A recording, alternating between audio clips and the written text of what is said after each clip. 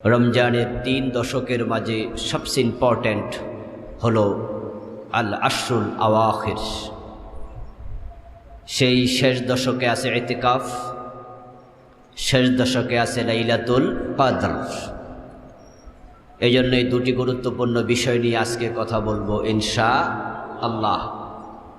তার সাথে আবার আজকের একটি দিবস ইসলামের ইতিহাসে 17তম রমজান, খুবই গুরুত্বপূর্ণ দিবস।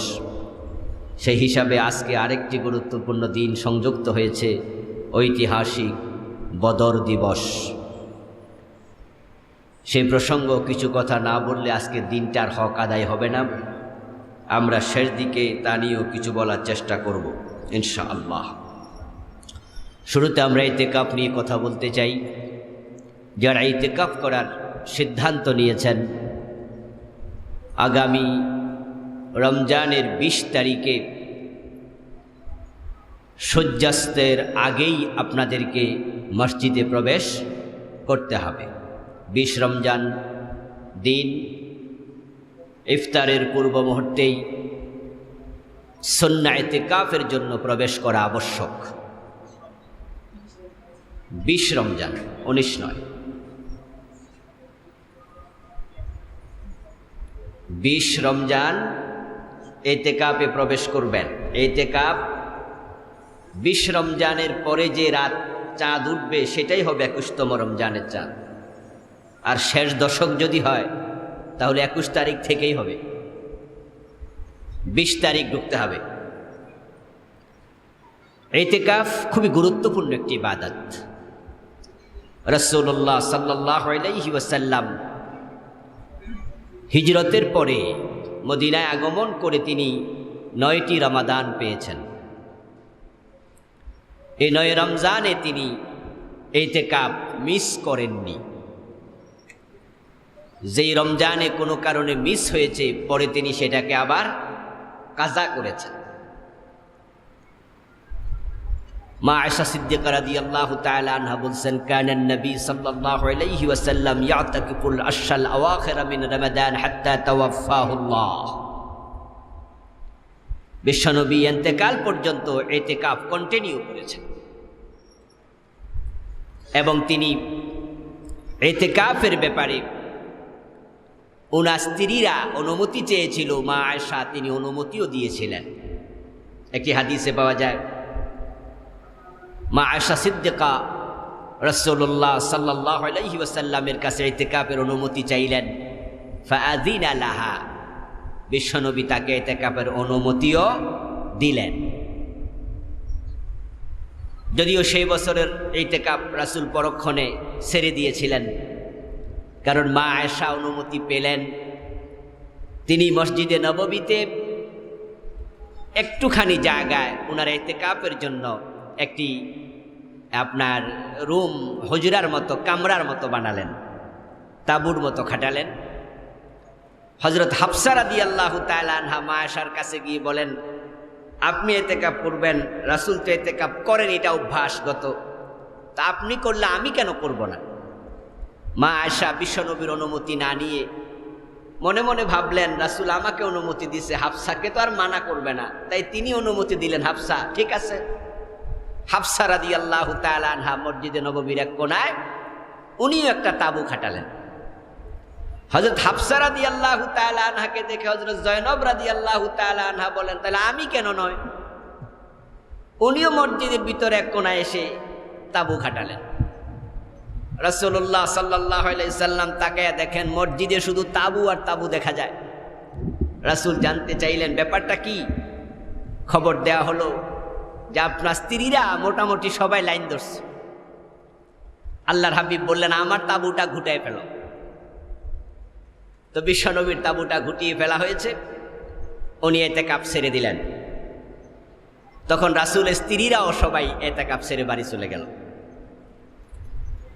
তিনি ভাবলেন, মহিলারা যদি সব মসজিদের সব জায়গায় দখল করে ফেলে তাহলে পুরুষরা নামাজ পড়বে কোথায়? আর মসজিদে নববী আজকের মতো এত বড় তখন ছিল না। সহিহ মুসলিমে এসেছে, রাসূলুল্লাহ সাল্লাল্লাহু আলাইহি ওয়াসাল্লাম পরের মাস শাওয়ালে তিনি 10 দিন ইতিকাফ করে এটা কাজা আদায় করলেন। তাহলে ইতিকাফকে তিনি কতটা গুরুত্ব দিতেন, কোনো কারণে মিস হলে পরে তিনি আদায় করতেন। মক্কা বিজয়ের বছর ৮ম হিজরিতে রাসূলুল্লাহ সাল্লাল্লাহু আলাইহি ওয়াসাল্লাম রাষ্ট্রীয় ওই কাজে ব্যস্ত ছিলেন। মক্কা বিজয়ের কাজে বিবৃত থাকার কারণে সে বছর তিনি ইতিকাফ করতে পারেননি। পরবর্তী বছর ২০ দিন ইতিকাফ করলেন রমজানে। তাহলে আল্লাহর হাবিব সাল্লাল্লাহু আলাইহি ওয়াসাল্লাম ইতিকাফকে কতটা গুরুত্ব দিতেন। কিন্তু আজকের এই দিনে ইতিকাফটা গুরুত্ব হারা হয়ে গেছে।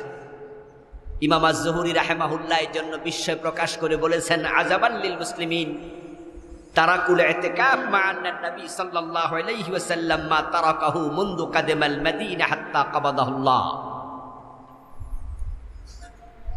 ইমাম আজ-জুহরি রাহিমাহুল্লাহ বলেন, মুসলমানদের জন্য এটা বিস্ময়কর যে তারা ইতিকাফ পরিত্যাগ করছে, অথচ বিশ্বনবী ইন্তেকাল পর্যন্ত এই কাজটি পরিত্যাগ করেন নাই। আমার ভাইয়েরা, ইতিকাফ যে করে ওই ব্যক্তির জন্য লাইলাতুল কদর পাওয়া নিশ্চিত হয়ে যায়। ইতিকাফ করার জন্য যে ব্যক্তি মসজিদে ঢুকে গেল, এই 10 দিন যদি সে মসজিদে ঘুমায়াও থাকে, তার ঘুমটাও সওয়াবের মাঝে অন্তর্ভুক্ত হয়ে যায়, তার ঘুমটাও ইবাদত হয়। ইতিকাফ যে ব্যক্তি করবে, ইতিকাফ মানে হলো লুজুমুল মসজিদ বিনিয়াতিন মাখসুসাতিন লিতাআতিল্লাহ। আল্লাহ তাআলার আনুগত্যের জন্য, আল্লাহর নৈকট্য হাসিলের জন্য কোনো ব্যক্তি ইখলাসের সাথে, নিয়তকে পরিশুদ্ধ করার সাথে নিজেকে মসজিদের ভিতরে এই 10 দিনের জন্য ওয়াকফ করে দেবে, তাই সে ব্যক্তির 10 দিন পুরাটা ইবাদত হিসাবে গণ্য হবে। একটি হাদিসে পাওয়া যায়, যে ব্যক্তি ইতিকাফ করে, আল মুতাকিফ ইয়াকিফুদ দুনুবা, ইতিকাফকারী যদি সওয়াব নাও পায়, নিয়তে হেরফের আছে, মানুষকে দেখানোর জন্য ইতিকাফ করেছে, নিয়তের হেরফেরের কারণে সওয়াব থেকে বঞ্চিত হয়েছে, এমন কোন হতভাগাও যদি ইতিকাফ করে, তারপরেও ফজিলত হলো ইয়াকিফুদ দুনুব, এই 10 দিন কোনো গুনাহ হয় না, সওয়াব তো পাবে, এটা আমরা আশাবাদী। যদি নিয়ত খারাপ, তাই সওয়াব নাও পায়, তারপরও ফজিলত হলো এই 10 দিন কোনো গুনাহ হয় না। ওয়ায়ুজরা লাহুল হাসানাত কামিলিল হাসানাতি কুল্লিহা। আর যে ব্যক্তি আল্লাহ তাআলাকে সন্তুষ্ট করার জন্য ইতিকাফ করবে, মসজিদে ঢুকে যাওয়ার কারণে সে অনেক রকমের সামাজিক কর্ম থেকে মুক্ত। ইচ্ছা করলো সে রোগী দেখার জন্য যাইতে পারে না, জানাজার নামাজ হচ্ছে পাশের বাড়িতে, ওই অমুক মহল্লায় মানুষ মারা গেছে, ইতিকাফেরত ব্যক্তি ইচ্ছা করলো জানাজার নামাজে যেতে পারছে না, রাস্তায় থাকলে কত মানুষকে সালাম দিত, ইতিকাফ অবস্থায় সে সওয়াব থেকে বঞ্চিত। যদি সে থাকতো মসজিদের বাহিরে, কত মানুষের কত উপকার করতে পারত, কত রকমের সওয়াবের কাজ মসজিদের বাহিরে আছে, সে করতে পারছে না। হাদিস হলো ইউজরা লাহু আল হাসানাত কামিলিল হাসানাত কুল্লিহা। মসজিদের বাহিরে যত ভালো কাজ করা যায়, ইতিকাফওয়ালা যদি করতে নাও পারে, আল্লাহ তাআলা তার সওয়াবগুলা চলমান রেখে দেন। বাহিরের লোকেরা ভালো কাজ করে যে সওয়াব পাচ্ছে, ইতিকাফওয়ালাকে আল্লাহ ফ্রিতে মাগনা সে সওয়াব দিয়ে দেন। ইতিকাফ যে ব্যক্তি করবে, সে যদি নিয়তের হেরফেরের কারণে সওয়াব থেকে বঞ্চিত হয়ে যায়, তারপরও তার লাইলাতুল কদর থেকে সে বঞ্চিত হয় না, কারণ এই 10 দিনের ভিতরে লাইলাতুল কদর আছেই। ওই লাইলাতুল কদর পাওয়াটা হলো ইতিকাফের প্রথম উদ্দেশ্য। রাসূলুল্লাহ সাল্লাল্লাহু আলাইহি ওয়াসাল্লাম বলেছেন, সহিহ মুসলিমের হাদিস, ইন্নী ইতাকাফতুল আশহাল আউয়াল আলতামিসু হাযিহিল লাইলা। আমি রমজানের প্রথম দশকে ইতিকাফ করলাম, উদ্দেশ্য হলো আমি লাইলাতুল কদর পেতে চাই। লাইলাতুল কদর এমন এক রাত, খায়রুম মিন আলফি শাহর, এক মাস ইবাদত হাজার মাসের চেয়েও বেশি। এই লাইলাতুল কদর রমজান মাসে আছে। আল্লাহর হাবিব এটা নিশ্চিত। আল্লাহর বক্তব্য, ইন্না আনজালনাহু ফি লাইলাতিল কদর, আমি লাইলাতুল কদরে কোরআন নাজিল করেছি।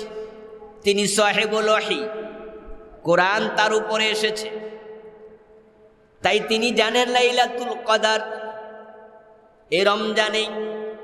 শাহরু রমাদান আল্লাযী উনজিলা ফীহিল কুরআন, আমি রমজান মাসে কোরআন নাজিল করেছি। আর লাইলাতুল কদরটাকে আমি রমজানে রেখেছি। এই রাতের ফজিলত হাজার মাসের ইবাদতের চেয়েও বেশি। ওইটা পাওয়ার প্রত্যাশায় আমি প্রথম দশকে ইতিকাফে বসে গেছি।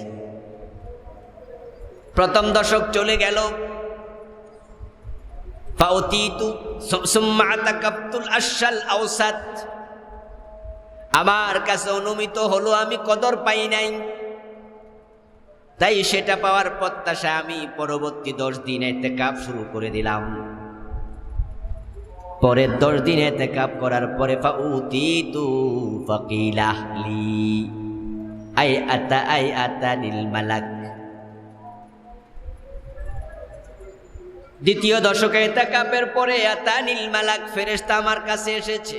ফাউতিতু, আমাকে দেয়া হয়েছে, বলা হয়েছে, ফাকিলা লি ইন্নাহা ফিল আশরিল আওয়াখির, আমাকে জানানো হলো, হে নবী, আপনি যে লাইলাতুল কদর তালাশ করছেন ওইটা প্রথম দশকে নাই, দ্বিতীয় দশকেও নাই, ওটা আছে রমজানের শেষ দশকে।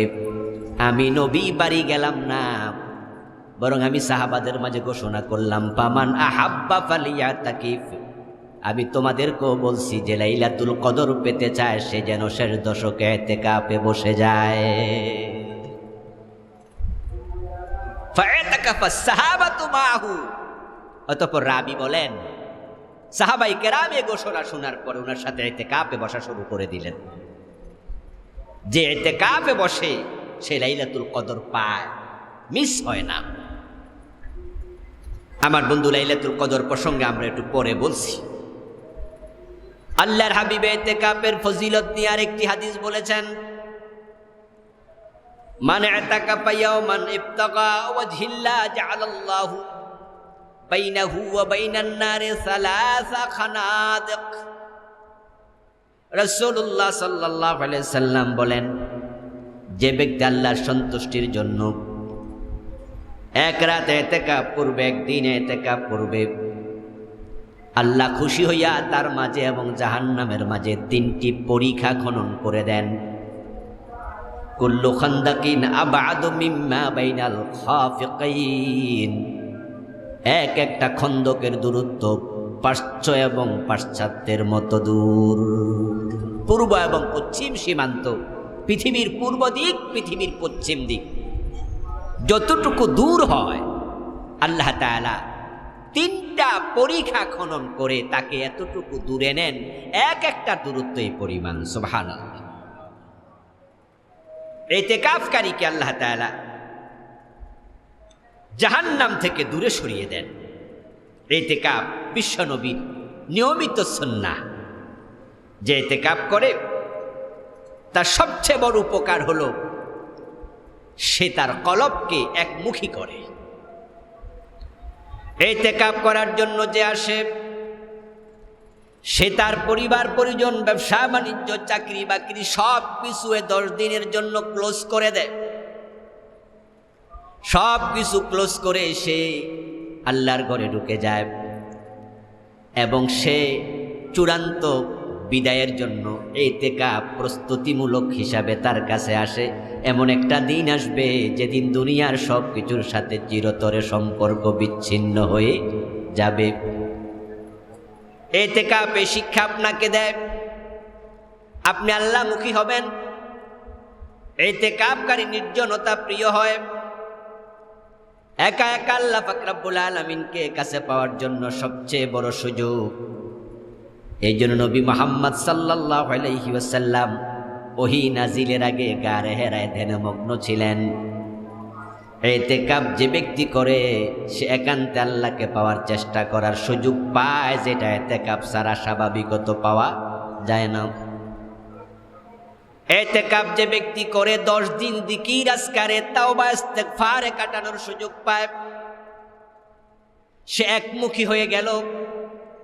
ইতিকাফ যে ব্যক্তি করে ও ব্যক্তি আল্লাহ পাক রব্বুল আলামিনকে একান্তে কাছে পাওয়ার যে সুযোগটা পায়, যারা ইতিকাফ করে না তারা এইভাবে সুযোগটা পায় না। এই জন্য আমাদের ইতিকাফ করা উচিত। নবী মুহাম্মদ সাল্লাল্লাহু আলাইহি ওয়াসাল্লাম হাজারো ব্যস্ততা তার ছিল, তারপরও তিনি এটা ছাড়তেন না। উম্মতকে তিনি বুঝিয়েছেন যে তোমরা এটা করো। উনি মদিনার প্রেসিডেন্ট, উনি মদিনার প্রধান সেনাপতি, উনি মদিনার প্রধান বিচারপতি। উনার 11 জন স্ত্রী ছিল, একসাথে 9 জন জীবিত ছিল। 9টা পরিবার সামলাইয়া রাষ্ট্র পরিচালনা করে, প্রধান বিচারপতির দায়িত্ব পালন করে, প্রধান সেনাপতির দায়িত্ব পালন করে, এই হাজারো ব্যস্ততার মাঝে বিশ্বনবী ইতিকাফ ছাড়ে নাই। আর আমি আপনি উম্মত হইয়া অনেকেই আছি জীবনে এখনো একবারও ইতিকাফ করি নাই। রাসূল যেটা ছাড়েন নাই আপনি সেটা করেন নাই। রাসূলের সাথে আপনার এই কর্মে মিল না অমিল? অমিল। এটা ফরজ নয়, এটা ওয়াজিব নয়, এটা আপনার জন্য সুন্নাহ। না করলে আপনি গুনাহগার হয়ে যাবেন তাও না। কিন্তু প্রশ্ন হলো বিশ্বনবীর সুন্নাহর মূল্যায়ন আপনি কতটুকু করেন, এটা হলো প্রশ্ন। কুল ইন কুনতুম তুহিব্বুনাল্লাহ ফাত্তাবিউনি ইউহিব্বুকুমুল্লাহ। যে রাসূল যেটা ছাড়ে নাই আপনি সেটা করেন নাই। এইজন্য ইমাম জহুরী রাহিমাহুল্লাহ আশ্চর্য হয়ে বলেন, আজাবাল লিল মুসলিমিন তারাকুল ইতিকাফ। যে আমি আজকে মুসলমানকে দেখে আশ্চর্য হচ্ছি, তারা ইতিকাফ ছেড়ে দিয়েছে। তাই আমার অনুরোধ থাকবে বিষয়ে, যারা ইতিকাফ এখনো করেন নাই তারা সিদ্ধান্ত নেন যে এইবারই করবেন। এটা সম্ভব, এটা অসম্ভবের কিচ্ছু না। আমার পরিচিত একজন ভাই বাংলাদেশ ব্যাংকের অফিসার, আমি সাভারে জুমা পড়িয়েছি 14 বছর। সেখানে আমি তাকে প্রতি বছর ইতিকাফ করতে দেখেছি। যে বছর সেখানে করে নাই সে বছর মক্কায় যায় করছে। একাধিকবার মক্কায় করেছে আর বাকি সময়গুলো এখানে করত। উনাকে আমি একদিন জিজ্ঞাসা করলাম, ভাইজান আপনি বাংলাদেশ ব্যাংকের অফিসার, ব্যাংকে তো রমজানের শেষ দশকে ঝামেলা বেড়ে যায়, ব্যস্ততা বেড়ে যায়, ছুটি সব ক্যান্সেল, আপনি ছুটি পান কেমনে? আল্লাহর বান্দা আমাকে জবাব দেয় যে আমি অন্য সময় ছুটি নেই না, পারত পক্ষে নেই না। আমার বসকে আমি জানাইয়া রাখি যে সারা বছরের ছুটি আমি ইতিকাফের জন্য রেখে দিলাম, যে আপনি ওই টাইমে আমার দেয়া লাগবে। তো বস যখন দেখে যে আমি অন্য সময় ছুটি নেই না, ইতিকাফের জন্য আমি এটা রেখে দেই, উনি খুশি হয়ে আমার ছুটি দেয়। বস পরিবর্তন হলে আমি এটা জানাইয়ে দেই আমি কিন্তু ইতিকাফ করি। তাই সকল বস আমার উপর এ বিষয়ে খুশি, ইতিকাফের সুযোগ দেয়। আসলে ব্যাপার হলো মান জাহাদা ফিনা লানাহদিয়ান্নাহুম সুবুলানা। আল্লাহর পথে যারা চলতে চায় চলার পথ সহজ করে দেন কে? এটা আল্লাহর ওয়াদা, লানাহদিয়ান্নাহুম সুবুলানা। এই জন্য আপনারা যারা ব্যস্ততার ভিতরে আছেন, ব্যবসা বাণিজ্য চাকরি বাকরি এই সে পারেননি, আপনারাও সিদ্ধান্ত নেন পারবেন ইনশাআল্লাহ। জীবনে একবার কমপক্ষে ইতিকাফ না করে থামা যাবে না। একবার করে ফেলেন, এরপরে এবার আপনি আবার সুযোগ পাইলে করেন, না হয় করেন না। কিন্তু বিশ্বনবী যা ছাড়েননি, আপনি তা করেননি, এই অবস্থায় মরাটা মোটেও ঠিক হবে না। আল্লাহ তাআলা যারা ইতিকাফ করেননি সকলকে ইতিকাফ করার তৌফিক দান করুন, আল্লাহুম্মা আমিন। এরপরের অংশ লাইলাতুল কদর। লাইলাতুল কদর শুরু হবে শেষ দশক যখন আগমন করবে তখন থেকে। অনেক মসজিদে এই প্রসঙ্গে আলোচনা হবে পরের জুমায়, কিন্তু আমরা এটা আলোচনা করে ফেলতেছি তার আগের জুমায়। আগামী জুমায় আমরা যখন আসব সম্ভবত তখন থাকবে রমজানের 24 তারিখ। তো বাংলাদেশের অধিকাংশ মসজিদে সেদিনে কদরের আলোচনা হবে, কারণ তারা লাইলাতুল কদর মনে করে কয় তারিখ? 27 তারিখ। আমরা একটু আগে করছি, এর কারণ লাইলাতুল কদর তো 27 তারিখের আগেও হয়ে যেতে পারে, বলা তো যায় না। এখন 27 তারিখকে কেন্দ্র করে লাইলাতুল কদরের আলোচনা যে মসজিদগুলোতে হবে, বাংলাদেশের লাখ লাখ মানুষ 27শে রমাদান লাইলাতুল কদর পাওয়ার জন্য মসজিদে যাবে। কিন্তু বাস্তবতা যদি এমন হয় যে এবার 21তম রাতে কদর হয়ে গেছে বা 23তম রাতে হয়ে গেছে, লাখ লাখ মানুষ গেল কিন্তু কদর পেল না, বঞ্চিত হওয়ার সম্ভাবনা আছে না নাই? আচ্ছা, এখন আমরা 21তম রাতে কদর তালাশ করলাম, 23তম রাতেও করলাম, 25তম রাতেও করলাম, কিন্তু পেলাম না। বাংলাদেশের হুজুরদের আলোচনার আলোকে আল্লাহ 27 তারিখে কদর দিল, 27তম রাতেও আমরা করব, তাহলে আমাদের বঞ্চিত হওয়ার সম্ভাবনা নাই। কিন্তু শুধু 27কে যারা কদর মনে করে সামনে যাবে, যদি আল্লাহর আগে দিয়ে দেন বঞ্চিত হওয়ার সম্ভাবনাও আছে। লাইলাতুল কদর অধিকাংশ আলেমের বক্তব্য হলো, যারা স্কলার, পণ্ডিত, ইসলামী বিদ্বানগণ বলেন এটা পরিবর্তনশীল একটা রাত। এটা সব সময় একই রাতে সংঘটিত হয় না,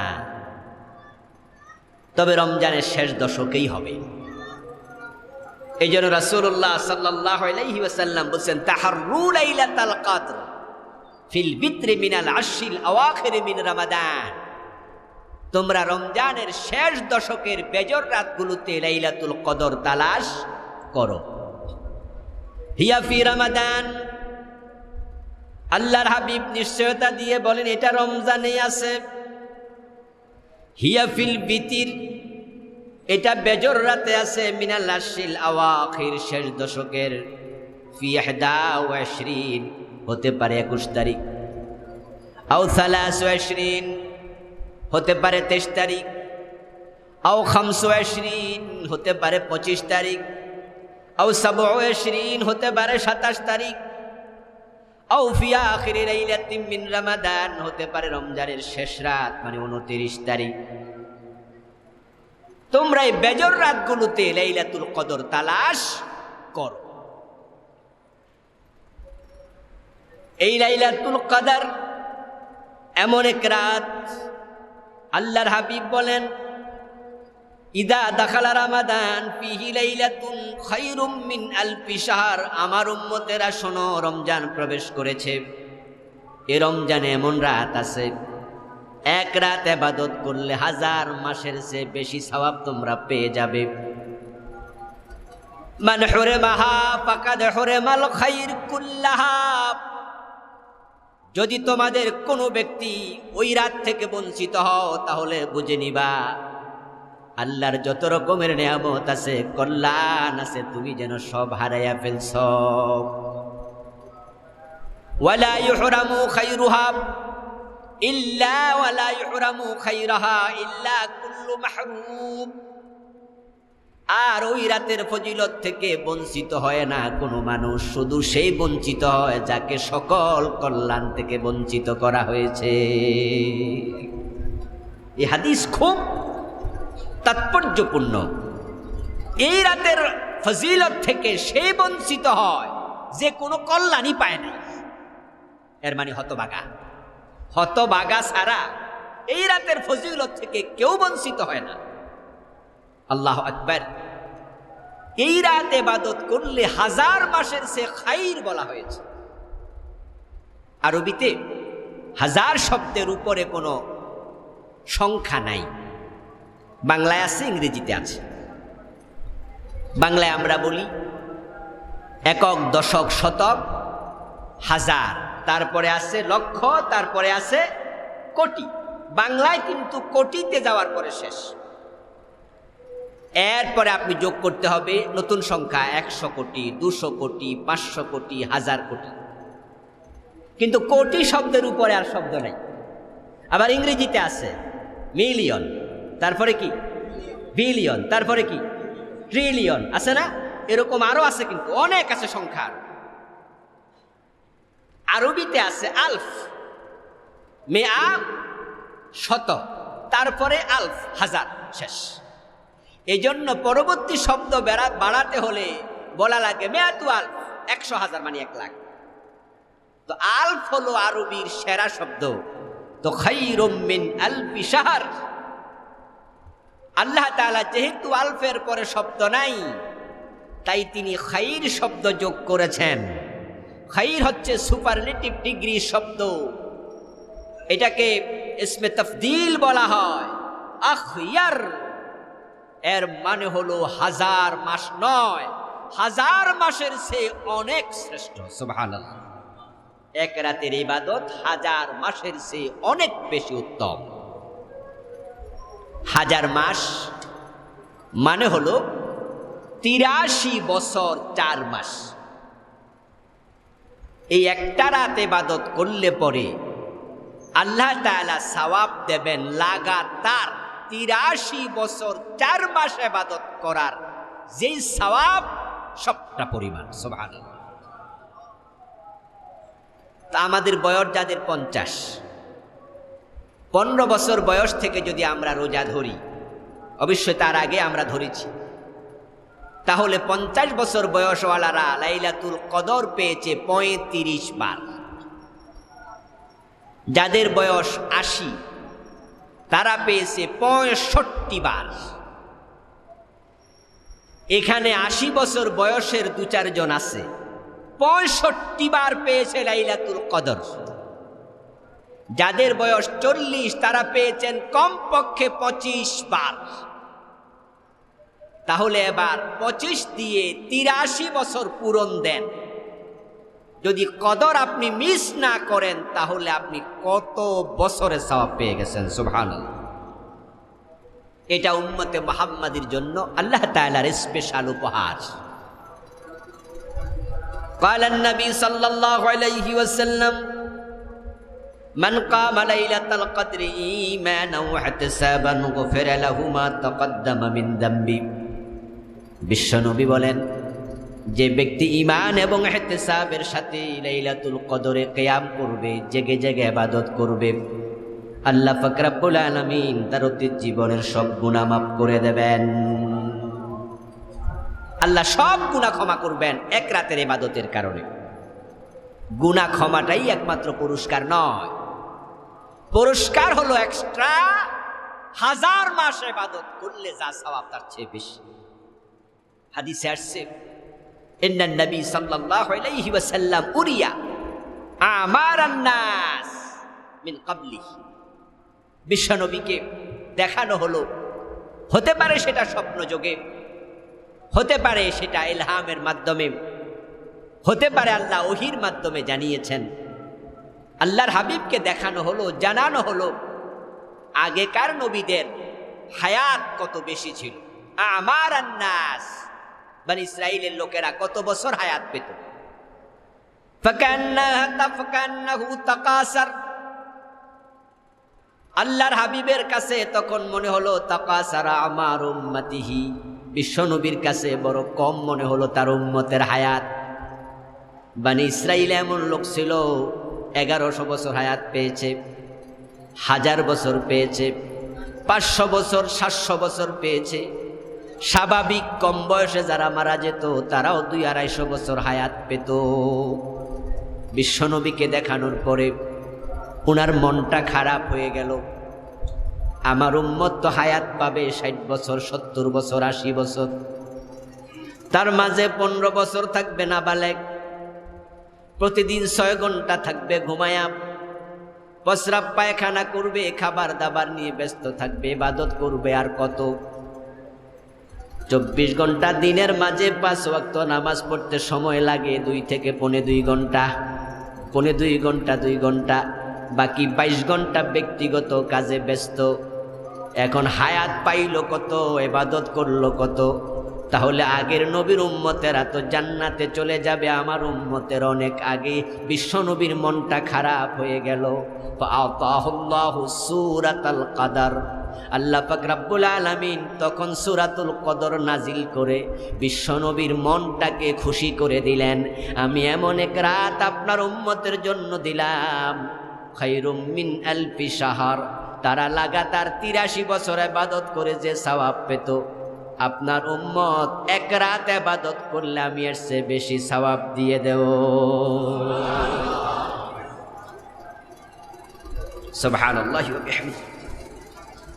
তাফসীর ইবনে কাসির প্রণেতা লিখেন, রাসূল সাল্লাল্লাহু আলাইহি ওয়াসাল্লাম একদিন মজলিসে আলোচনা করলেন বনি ইসরাইলের এমন এক ব্যক্তির প্রসঙ্গে, লাবেসাসসালা আলফা শাহর, ওই বনি ইসরাইলের লোকটা আল্লাহর রাস্তায় যুদ্ধ করার জন্য যুদ্ধের পোশাক পরিধান করেছে, 1000 মাস সে পোশাকটা সে খোলে নাই।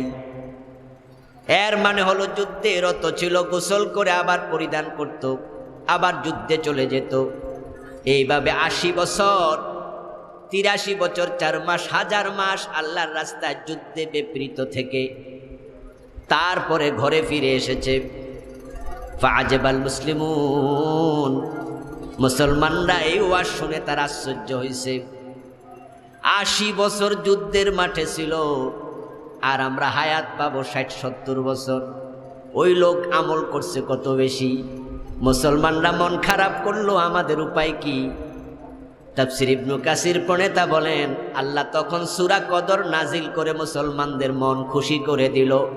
সে লাগাতার 80 বছর যুদ্ধের মাঠে থেকে যত সওয়াব পেয়েছে, তোমরা এক রাত ইবাদত করলে আমি এর চেয়ে বেশি সওয়াব দিয়ে দেব। তাফসীর ইবনে কাসির পড়ে তার একটি আলোচনা আনছেন রাসূলের হাদিস, যাকারান নবী সাল্লাল্লাহু আলাইহি ওয়াসাল্লাম আরবাআতা রিজাল লাম ইয়াসুল্লাহা 80 সানা তরফাত আইন। বনি ইসরাইলের এমন 4 জন ব্যক্তি ছিলেন যে মানুষগুলো লাগাতার 80 বছর এমন ভাবে ইবাদত করেছে, 1 সেকেন্ড কোনো গুনার কাজ করে নাই। বিশ্বনবীর এই ওয়াজ শুনে সাহাবাই কেরাম মন ছোট করলেন, আরে তাহলে আমাদের কি হবে? আমরা তো কত গুনাহ করি, লাগাতার 80 বছর একটা গুনাহ করে নাই, তারা তো আমাদের আগে জান্নাতে চলে যাবে। ইবনে কাসির প্রণেতা বলেন, ওই মজলিসে মুসলমানদের মনে যে দুশ্চিন্তা তৈরি হলো, আল্লাহ তাআলা সে দুশ্চিন্তা মন থেকে সরাইয়া দেওয়ার জন্য ফাআনজালাল্লাহু সূরাতাল কদর, আল্লাহ সূরা কদর ওই মজলিসে বিশ্বনবীর উপর নাজিল করে মেসেজ দিলেন, তোমরা যদি এক রাত ইবাদত করো আমি এর চেয়ে বেশি সওয়াব দিয়ে দেব। এখন সেই রাত যদি আমরা পেতে চাই, তাহলে আমাদেরকে তাহাররি করা লাগবে। আল্লাহ তাআলা উম্মতে মুহাম্মাদীকে অনেক বেশি সওয়াব দিতে চান। তিনি চাইলে এই রাতটাকে নির্ধারিত করে দিতে পারতেন। এই রাতকে তিনি অনির্ধারিত রেখে বেশি বেশি ইবাদত করার সুযোগ দিলেন। আমরা যারা 21 তারিখে ইবাদত করব, সে রাত যদি শবে কদর নাও হয়, ওই ইবাদতের সওয়াব আছে না নাই? আমরা যারা 23 তারিখে ইবাদত করব, ওই রাত যদি শবে কদর নাও হয়, ওই রাতের ইবাদতের সওয়াব আছে না নাই? আমরা যারা 27 তারিখ করব, 29 তারিখ করব, আল্লাহর হাবিব সওয়াব আর সওয়াব পাওয়ার জন্য তিনি এটাকে অনির্ধারিত করলেন। আরেকটি হাদিস পাওয়া যায় একটু ভিন্নতর, সেটা হচ্ছে আল্লাহ তাআলা বিশ্বনবীকে লাইলাতুল কদর কোনটা এটা নির্ধারিত করে জানিয়ে দিয়েছিলেন, কিন্তু পরক্ষণে তিনি আবার ভুলিয়ে দিয়েছেন। রাসূলুল্লাহ সাল্লাল্লাহু আলাইহি সাল্লাম বলেন, আমি বের হয়েছি ঘর থেকে, আমাকে জানানো হয়েছিল লাইলাতুল কদর কোনটা। ইয়া আইয়ুহান নাস ইন্নাহা কানাত উবিনাত লাইলাতুল কদর। আল্লাহর হাবিব বলেন, হে মানুষেরা, লাইলাতুল কদর কোনটা আমাকে জানানো হয়েছিল।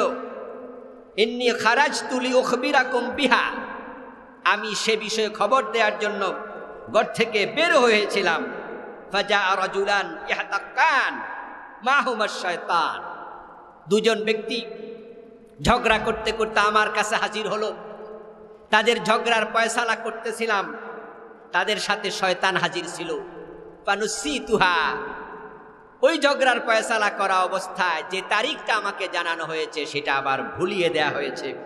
ফালতামিসুহা ফিল আশরিল আওয়াখির মিন রমাদান, আমি যেহেতু ভুলে গেছি, এখন আমি তোমাদেরকে আদেশ করছি রমজানের শেষ দশকে এটা তালাশ করো।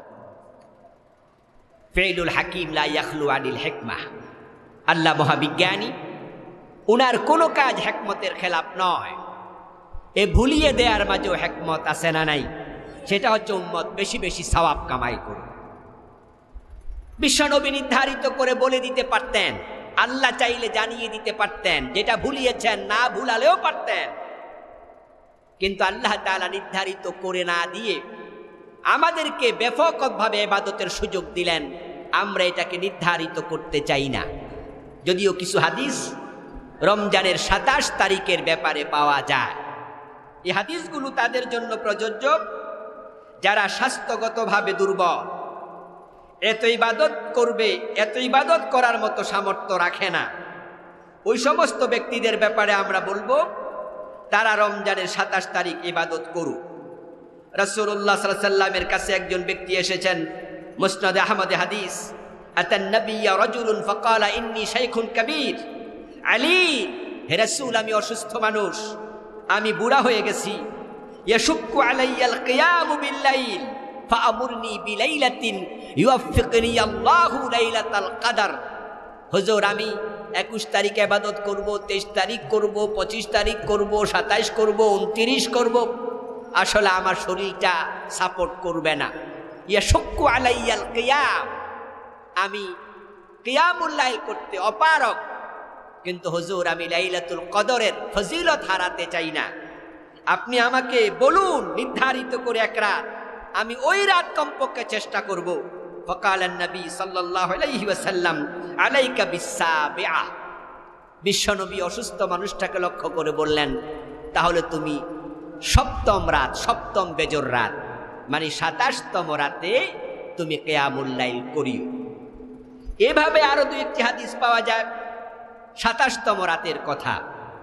আমরা আশা করি 27তম রাতে লাইলাতুল কদর হবে। এই রাতে লাইলাতুল কদর হলে বাংলাদেশের লাখ লাখ মানুষ বঞ্চিত হবে না। এজন্য আমরাও দোয়া করি 27 তারিখে হোক। কিন্তু যদি না হয় তখন কি হবে? যেহেতু এখানে না হওয়ার সম্ভাবনাটাও থেকে যায়, সুতরাং আমরা এক রাত নির্ধারিত করব না, প্রতিটা বেজর রাতে ইবাদত করব। আল্লাহ আমাদের তৌফিক দান করুন। সম্মানিত ভাইয়েরা, রাসূলুল্লাহর আরেকটি হাদিস, যে হাদিস দিয়ে বোঝা যাচ্ছে লাইলাতুল কদর রাসূলের জীবনে 23তম রাতেও সংগঠিত হয়েছিল। আল্লাহর হাবিব সাল্লাল্লাহু আলাইহি ওয়াসাল্লাম লাইলাতুল কদর প্রসঙ্গে তিনি আলোচনা করতে গিয়ে বলেছেন যে রাআইতু লাইলাতাল কদর সুম্মা উনসিতুহা ওয়া উরানি আসজুদু সাবিহাতাহা ফি মাইন ওয়াতিন। আমি স্বপ্নে দেখলাম, স্বপ্নে আমাকে লাইলাতুল কদর দেখানো হলো। ও লাইলাতুল কদরের রাত ইবাদত করতে করতে করতে করতে সকালবেলায় আমি সেজদা করতেছি মাটির উপরে। ওই মাটির মাঝে কাদা, পানি, বৃষ্টি হয়েছিল, তাই কাদা বিস্তৃত হয়ে গেছে। আর আমি স্বপ্নের মাঝে দেখছি লাইলাতুল কদর, আমি ওই কাদার মাঝে সেজদা করতেছি। আচ্ছা, এবার রাবি বলেন ফামুতিরনা ফি 23। আল্লাহর হাবিবের স্বপ্নের পরে জানলাম আমরা তিনি স্বপ্নে এটা দেখেছেন লাইলাতুল কদর ওই বছর 23তম রমজানে বৃষ্টি হয়েছে। বিশ্বনবী স্বপ্নে দেখলেন লাইলাতুল কদরে তিনি সেজদা করছেন কাদা মাটিতে। আর ওই বছর বৃষ্টি হয়েছে 23তম রাতে। তাহলে ওই বছর লাইলাতুল কদর হওয়ার সম্ভাবনা ছিল কততম রাতে? আচ্ছা, লাইলাতুল কদরে কোরআন নাজিল হয়েছে আল্লাহর বক্তব্য। তাফসীর ইবনে কাসির প্রণেতা কোন তারিখে রমজানের কোন আসমানি কিতাব নাজিল হয়েছে তিনি বর্ণনা এনেছেন, তার মাঝে কোরআন নাজিলের কথা বলেছেন। কোরআন নাজিল হয়েছিল বিশ্বনবীর উপরে প্রথম যেদিন, সেটা ছিল রমজানের 23তম রাত। তাইলে কোরআন নাজিল হয়েছিল যেই বছর লাইলাতুল কদর, সে বছরও ছিল 23 তারিখে। রাসূল স্বপ্ন দেখেছেন কাদাতে সেজদা করছেন লাইলাতুল কদরে, সেই বছরও বৃষ্টি হয়েছিল 23তম রাতে।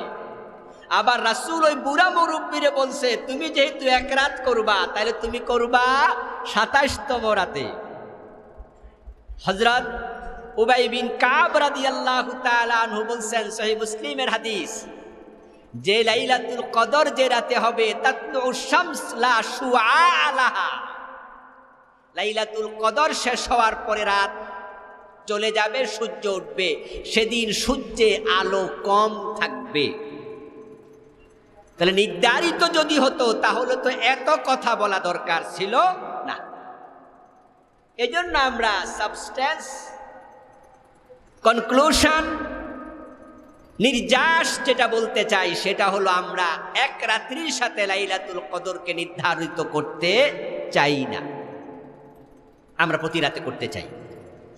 এরপর আরেকটি কথা বলতে হবে, সেটা আপনাদের প্রশান্তির জন্য, কনফিউশন সৃষ্টির জন্য নয়। সেটা হলো এই যে আজকে 17তম রমাদান চলে যাচ্ছে, সূর্য ডোবার সাথে সাথে শুরু হবে কততম রমজান? জোর না বেজোর? জোর। আমরা যখন মাগরিবের নামাজ পড়ব তখন শুরু হয়ে যাবে জোর রাত। তারাবি শেষ করতে করতে মোটামুটি 10টা আমাদের বেজে যায়। তাহলে আমরা জোর রাতে তারাবি পরে বাড়ি গেলাম, ঠিক আমাদের রাতের 10টা যখন, সৌদি আরবে তখন ইফতার শেষ, মাত্র 3 ঘন্টার ব্যবধান, ওদের রাত শুরু হলো। ওটা জোর না বেজোর? কথা বলেন না কেন? আমাদের শুরু হলো জোর, তাদের শুরু হলো কি? রাত কি 2টা না 1টা? ব্যবধান মাত্র কয় ঘন্টা? 3 ঘন্টা মাত্র। ওদের হলো বেজোর, আমাদের হলো জোর। তো ঠিক শেষ দশকের রাতগুলো যখন আসবে, এ প্যাচ কি তখন থাকবে না? সমানভাবে থাকবে। আমরা জোর মনে করে ঘুমায় আসি যে আজকে শবে কদর হবে না, আর ওরা মাগরিবের পর থেকে দোয়া শুরু করছে, আল্লাহ বেজর রাত শুরু হয়েছে, আমাদেরকে শবে কদর দেও। এই জন্য বিশ্বনবী শেষ দশকের পুরাটা ইতিকাফ করতেন, কোন রকমে মিস যেন হইতে না পারে। এই জন্য আপনাদের প্রতি আমার স্পেশাল অনুরোধ থাকবে, রাসূলুল্লাহ সাল্লাল্লাহু আলাইহি সাল্লাম স্ত্রী মা আয়েশার হাদিস থেকে বলছি, قالت عائشة رضي الله تعالى عنها إن النبي صلى الله عليه وسلم إذا دخل العشر الأواخر من رمضان أحيا ليله وأيقظ أهله وشد مئزره ودخل مسجده। রমজানের শেষ দশকে রাসূল যখন প্রবেশ করতেন, শেষ দশক বলা হয়েছে, শেষ দশকে জোর বেজোর সব ঢুকে গেছে। আহিয়া লাইলাহু, শেষ দশকের প্রতি রাতে তিনি জাগতেন। আই কাজা আহলাহু, একা নয়, পরিবার পরিজনকে জাগাইয়া দিতেন। ওয়া শাদ্দা মিজারাহু, নিজের কোমরে গামছা বাঁধতেন। ওয়া দাখালা মসজিদাহু, মসজিদে ঢুকে যেতেন। তাহলে শেষ দশক আসলে রাসূলুল্লাহ রাতে ঘুমাতেন না, পরিবারের লোকদের ঘুমাতে দিতেন না।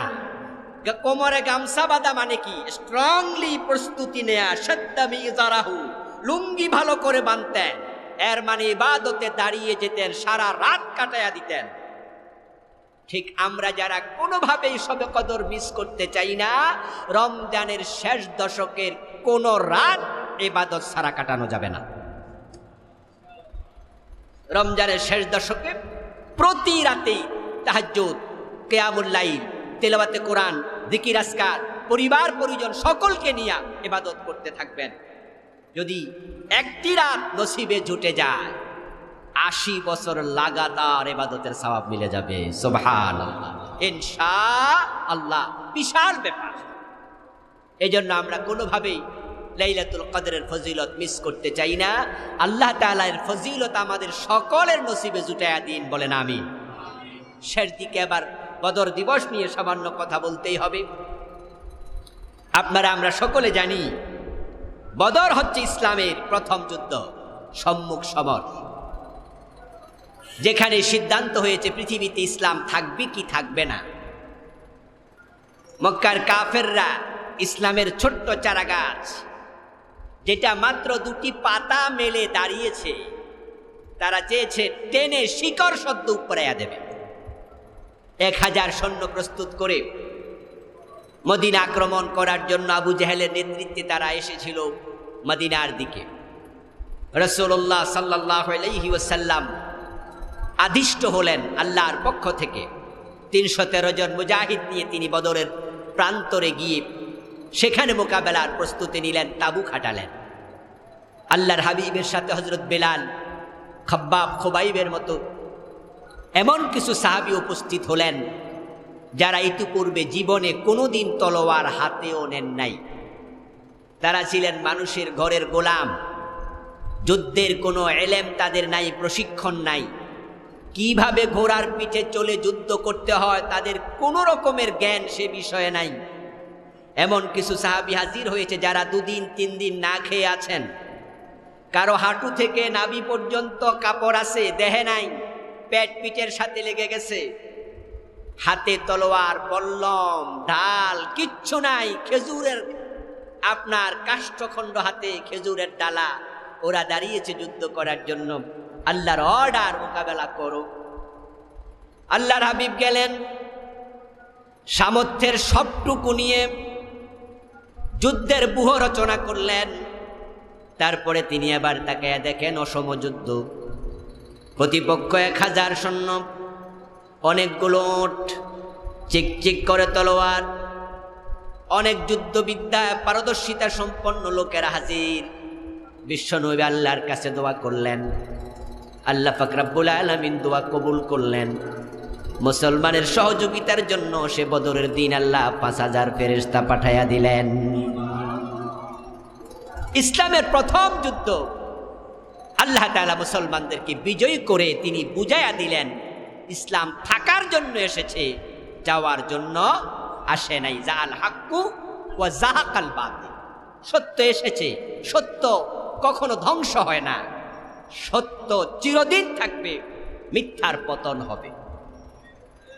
আল্লাহর হাবিব দোয়া করলেন, আনশুদুকাল্লাহ আনজিজু ওয়াদাক ইন্না ওয়াদাকাল হক ইন্নাকা কুলতা ফিল কুরআন ওয়া কানা হাক্কান আলাইনা নাসরুল মুমিনিন আল্লাহুম্মা ইনতাহালিক হাযিহিল আসাবাতু লান তুবাদা আবাদা। ও আমার আল্লাহ, তোমার অর্ডার পালন করার জন্য এসেছি, পালিয়ে যেতে আসি নাই। তুমি কোরআনে বলছো মুমিনদের সাহায্য করা তোমার হক, তোমার দায়িত্ব। আজকে আমি তোমার কসম দিয়ে বলছি, ওয়াদার পূর্ণতা দেখায়া দাও, আমাদেরকে সাহায্য করো। যদি তুমি সাহায্য না পাঠাও তাহলে ছোট্ট মুসলমানের দল ধ্বংস হয়ে যাবে। লান্তো বাদা বাদা, এই জমিনে তোমার ইবাদত করার মতো আর কেউ নাই। আজকে সিদ্ধান্ত হবে জমিনে তোমার ইবাদত থাকবে নাকি থাকবে না।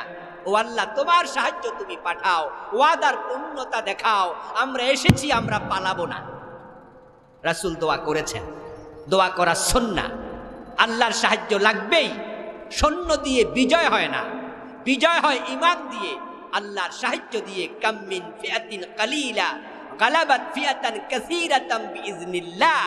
আল্লাহ কোরআনে বলেন, অনেক ছোট ছোট দল আল্লাহর সাহায্য পেয়ে বড় দলের উপরে বিজয়ী হয়ে যায়। সাহায্য লাগবে, ও আল্লাহ তুমি সাহায্য পাঠাও। রাসূলের দোয়া সুন্নাহ, আমাদেরও দোয়া করতে হবে। হুনাইনের যুদ্ধে মুসলমানের সংখ্যা বেশি ছিল, তাই তারা সেদিন একটু অহংকারী হয়ে উঠেছিল। সেদিন মুসলমানরা বলেছিল আজকে আমাদের সাথে কে পারে, কিন্তু হুনাইনের যুদ্ধের রেজাল্টের দিকে তাকায়া দেখেন মুসলমান সেদিন প্রাণ নিয়ে পালাতে বাধ্য হয়েছে। সৈন্য সংখ্যার উপর বিজয় নির্ভর করে না, বিজয় নির্ভর করে আল্লাহর সাহায্যের উপরে। আল্লাহর সাহায্যের জন্য দোয়া লাগবেই, এটা সুন্নাহ, রাসূলের তরিকা। কিন্তু এই দোয়াটা কি মসজিদের কোনায় ঢুকে না যুদ্ধের মাঠে গিয়ে? হ্যাঁ, এটাই হলো আরেকটা সুন্নাহ। রাসূল দোয়াটা মসজিদে নববীতে ঢুকেও করতে পারতেন, কিন্তু তিনি দোয়াটা মসজিদে নববীতে করেননি, বদরের যুদ্ধের মাঠে গিয়ে করেছেন। বদরের দূরত্ব মদিনা থেকে 170 কিলোমিটার। গাড়ি নাই, ঘোড়া নাই, ঠেলা গাড়ি পর্যন্ত নাই, পায়ে হেঁটে গিয়েছেন ওখানে, অনেক লম্বা পথ। রাসূল তো দোয়াটা মসজিদে নববীতে ঢুকে করতে পারতেন, সাহাবারা আমিন আমিন বলতো। বিশ্ব নবীর দোয়া কবুল হবে না তো কার দোয়া কবুল হবে? কিন্তু তিনি মাঠে গিয়ে করেছেন। এর কারণ ইন তানসুরুল্লাহ ইয়ানসুরকুম, কোরআনের বক্তব্য হলো আল্লাহর সাহায্য পেতে হলে আগে তোমরা আল্লাহর পথে পা বাড়াতে হবে। ঘর থেকে বের হও, জিহাদের মাঠে যাও, তারপরে দোয়া করো। বিশ্বনবী তাই করেছেন। ফাস্তাজাবা লাকুম রাব্বুকুম, তোমাদের রব দোয়া কবুল করেছেন। আল্লাহর ফেরেশতা এসে গেছে। বিশ্বনবী সেদিন হাত তুলে দোয়া করেছিলেন। দোয়া করতে করতে হাত তিনি এতটা উপরে তুলেছেন, ওনার গায়ের মাঝে চাদর ছিল, চাদরের একটি অংশ মাটিতে পড়ে গেছে। আবু বকর রাদিয়াল্লাহু তাআলা আনহু বিশ্বনবীর কাছে এসে বলছেন, ইয়া রাসূলুল্লাহ, হাত নামান, আমি আবু বকরের বিশ্বাস দোয়া কবুল হয়ে গেছে। চাদর তুলে দিলেন, রাসূল হাত নামালেন, ফেরেশতা আসা শুরু হয়ে গেল, ইসলামের বিজয় হলো। আল্লাহ পাক রব্বুল আলামিন সেদিন আবু জেহেলের মতো জালেম অহংকারীকে ছোট দুটা বাচ্চার কাছে পরাজিত করেছেন। মাআজ এবং মুআব্বাস রাদিয়াল্লাহু তাআলা আনহুমা, ছোট্ট দুটা নাবালেগ মাসুম বাচ্চা, যাদেরকে রাসূল জিহাদে নিতে রাজিও হন নাই, তারা দুজনে প্রতিযোগিতা করে শেষ পর্যন্ত রাসূলের সাথে গিয়েছে। আল্লাহ পরাস্ত করেছিলেন আবু জেহেলকে, তার বাহিনীকে। 70 জন বড় বড় কাফের জাহান্নামে গিয়েছে, 70 জন বড় বড় কাফের বন্দী হয়েছে। ইসলামের বিজয় সূচিত হয়েছে। এই দিন থেকে শিক্ষা নিয়ে মুসলমানদেরকে মাঠে নামতে হবে, সামনে আগাতে হবে। আল্লাহর উপর তাওয়াক্কুল হারানো যাবে না। ইসলাম এসেছে থাকার জন্য, কাফেররা ষড়যন্ত্র করছে, তারাই পরাজিত হবে, ইসলামকে পরাজিত করা যাবে না। ইউরিদুনা লিইউতফিউ নূরাল্লাহি বিআফওয়াহিহিম ওয়াল্লাহু মুতিম্মু নূরিহি। আল্লাহ তাআলা সূরাতুস সাফে বলেছেন, তারা চাইবে ফু দিয়ে আল্লাহর নূর নিভিয়ে দিতে, কিন্তু আল্লাহর সিদ্ধান্ত, তিনি তার দ্বীনের পরিপূর্ণতা দেবেন। ওয়ালাউ কারিহাল কাফিরুন, যদিও কাফেরদের এটা পছন্দ হবে না। সম্মানিত ভাইয়েরা, এখন আজকের এই দিনে আমরা মাইর খাচ্ছি, ফেরেশতা তো আসে না। কাশ্মীরে, আফগানিস্তানে, মায়ানমারে, গুজরাটে ভারতের বাবরি মসজিদ ভেঙে দিল, ইয়ামানে, সিরিয়াতে, সব জায়গায় মাইর খাই। দোয়া করছি আমরা সবাই, সাহায্য কোথায়? সাহায্য আসে না। এর কারণ হলো মুসলমানরা মাঠে নামতে রাজি হয় না। মুসলমানের রাষ্ট্র সংখ্যা 57টি, ওআইসির সদস্য আরও আছে কিছু যারা ওআইসির সদস্য পদ পায়নি। টোটাল 65 কান্ট্রিজ, 65টা দেশ মুসলমানের। মুসলমানদের আছে মধ্যপ্রাচ্যের খনিজ সম্পদ, পাকিস্তানের আছে পারমাণবিক বোমা, তুরস্কের আছে আধুনিক সৈন্য, কাতার, দুবাইয়ের আছে কোটি কোটি ডলার, আছে তেল সম্পদ। আমাদের জায়গা হলো পৃথিবীর নাভি, মধ্যপ্রাচ্য পৃথিবীর মাঝখান। এত কিছু সংখ্যায় আছি আমরা 250 কোটি, তারপরও মাঠে নাই। আমরা সবাই ঘর কোন হয়ে গেছি, দোয়া করছি মসজিদের কোনায় ঢুকে, তাই আল্লাহর সাহায্য আসছে না। মুসলমানরা যদি আবার সাহায্য পেতে চায়, বদরের মুসলমানদের সাথে, তাদের ইমানের সাথে নিজদেরকে একাত্ম করে রাস্তায় নামতে হবে অন্যায়ের বিরুদ্ধে প্রতিবাদ করার জন্য। মুসলমান রাষ্ট্রপ্রধানরা যদি একমত হয়ে যায়, আল্লাহর সাহায্য আবারও নেমে আসবে ইনশাআল্লাহ। এই জন্য আসুন বদরের শিক্ষা নিয়ে ইমানকে আমরা তাজা করি। আল্লাহ তাআলা 200 কোটি মুসলমানের ইমানকে আগের মতো সাহাবায়ে কেরামের ইমানের মতো শক্তিশালী করে দিন, বলি আমিন।